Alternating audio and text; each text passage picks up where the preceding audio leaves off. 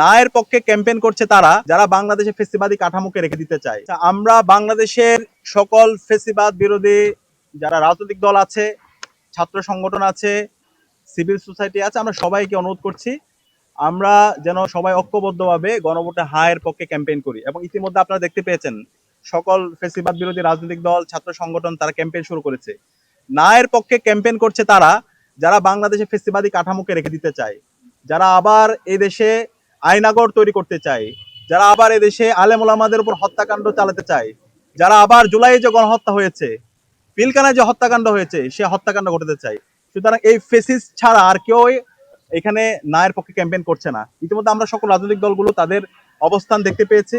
জামাত ইতিমধ্যে তাদের অবস্থান পরিষ্কার করেছে, এনসিপি তাদের অবস্থান পরিষ্কার করেছে, আমরা গতকালকে বিএনপিরও তাদের একটা অবস্থান দেখতে পেয়েছি।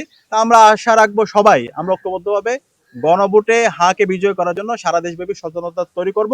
এবং এই যাত্রায় ঢাকা বিশ্ববিদ্যালয় কেন্দ্রীয় ছাত্র সংসদ ডাকসু সার্বিকভাবে আমরা সবাইকে সাথে নিয়ে ঐক্যবদ্ধভাবে আমাদের ক্যাম্পেইন আমরা চালাবো। আমরা দেখতে পাচ্ছি বিভিন্ন ধরনের মিস ইনফরমেশন, মিসকোটেশন, মিসপারসেপশন তৈরি হচ্ছে। আমরা আশা রাখবো যারা এখানে বক্তা আছে, সেটা ইসলামিক স্কলার, রাজনৈতিক দলের যারা প্রতিনিধিরা আছে, আমরা সবাই যখন বক্তব্য দিব আমরা আরো একটু বেশি জেনে দায়িত্বশীল আমরা বক্তব্য দেওয়ার চেষ্টা করব। তো গণভোটের মাধ্যমে বাংলাদেশ নিরাপদ হবে এবং এই দেশের ইসলাম এবং এই দেশের দীর্ঘদিনের যে ইসলাম ফোবিয়া এই অঞ্চলে তৈরি করে দেওয়া হয়েছে সেই ইসলাম ফোবিয়া চিরতরে এখান থেকে আমরা নির্মূল করতে পারবো। তো এই যে ভুল পারসেপশন গুলো যারা তৈরি করার চেষ্টা করছেন আমরা সবাই অনুরোধ করবো আপনারা সবাই দায়িত্বশীল আচরণ করবেন এবং আমরা সবাই একসাথে মিলে আমাদের এই শহীদদের আকাঙ্ক্ষার আলোকে নতুন বাংলাদেশ বিনির্মাণ করবো।